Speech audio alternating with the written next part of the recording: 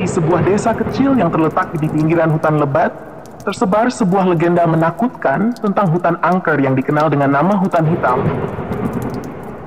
Tidak ada yang berani masuk ke dalamnya, bahkan saat siang hari karena hutan itu dihuni oleh roh-roh jahat yang tak mengenal belas kasihan.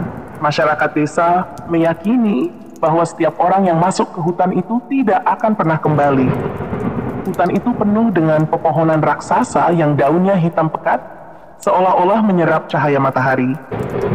Pada suatu malam yang dingin dan berkabut, sebuah kelompok pemuda pemberani dari desa memutuskan untuk mematahkan kutukan yang selama ini menakuti desa mereka. Dipimpin oleh seorang pemuda bernama Jaka, mereka mempersiapkan diri untuk memasuki hutan angker tersebut. Jaka adalah seorang pemuda yang terkenal dengan keberaniannya, meskipun beberapa orang menganggapnya terlalu nekat. Ia yakin bahwa legenda hutan itu hanyalah cerita karangan orang tua untuk menakut-nakuti anak-anak agar tidak berkeliaran di malam hari. Malam itu, bulan tertutup awan tebal membuat suasana semakin kelam. Jaka dan 5 temannya membawa obor dan persediaan secukupnya, lalu memulai perjalanan mereka ke dalam hutan hitam. Mereka memasuki hutan dengan penuh percaya diri, menertawakan desas-desus yang mereka dengar sejak kecil. Namun, setelah beberapa jam berjalan, tawa mereka mulai menghilang. Suasana di dalam hutan begitu aneh dan menakutkan. Udara terasa lebih dingin dari biasanya, dan suara-suara aneh terdengar dari segala arah. Angin yang bertiup membawa bisikan-bisikan tak jelas, seakan ada sesuatu yang mengawasi mereka dari balik pepohonan. Jaka mencoba menenangkan teman-temannya, namun dalam hatinya, ia mulai merasakan kegelisahan yang sama. Mereka terus berjalan lebih dalam ke hutan, hingga menemukan sebuah pohon besar yang tampak berbeda dari pohon-pohon lainnya. Pohon itu tua, dengan akar yang mencuat ke permukaan tanah, dan di sekelilingnya tumbuh bunga-bunga aneh berwarna merah gelap. Di bawah pohon itu, mereka menemukan sebuah batu besar dengan ukiran-ukiran kuno yang tidak bisa mereka pahami. Pindahin. Jaka memutuskan untuk mendekat dan menyentuh batu itu, berharap menemukan petunjuk. Namun, saat tangannya menyentuh batu tersebut, tiba-tiba terdengar suara jeritan nyaring yang menggema di seluruh hutan. Suara itu begitu mengerikan, hingga membuat bulu kuduk mereka meremang. Seketika itu juga, tanah di bawah kaki mereka mulai bergetar, dan dari balik pepohonan muncul bayangan-bayangan hitam dengan bentuk yang tak jelas. Bayangan-bayangan itu tampak melayang di udara, bergerak cepat mendekati mereka.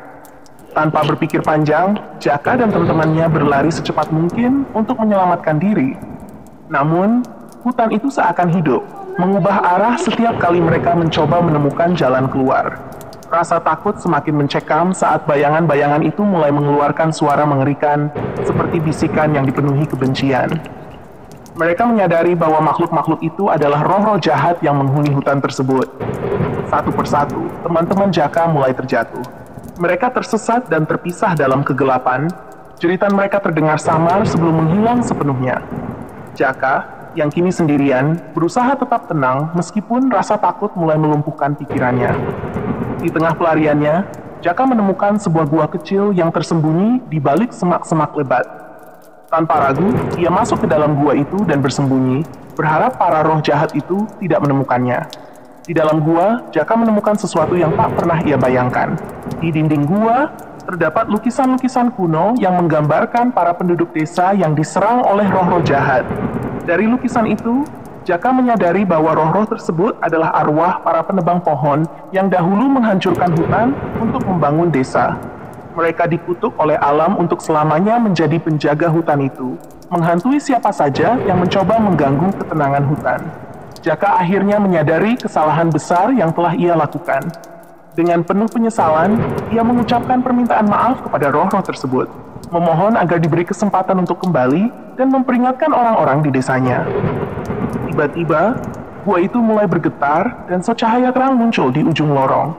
Cahaya itu menarik Jaka keluar dari gua dan membawanya kembali ke tepi hutan, tepat di tempat ia dan teman-temannya memulai perjalanan mereka. Ketika Jaka sadar, ia sudah berada di luar hutan. Namun, tidak ada jejak teman-temannya yang tersisa. Jaka kembali ke desa dengan hati yang berat, menyampaikan kisah mengerikan yang ia alami. Sejak saat itu, tidak ada lagi penduduk desa yang berani mendekati hutan hitam. Mereka membiarkan hutan itu tetap tenang, menghormati roh-roh yang menghuni di dalamnya. Dan Jaka, meskipun selamat, selamanya hidup dengan rasa bersalah karena kehilangan teman-temannya. Hutan Hitam tetap angker, tapi kini legenda itu bukan lagi sekadar cerita.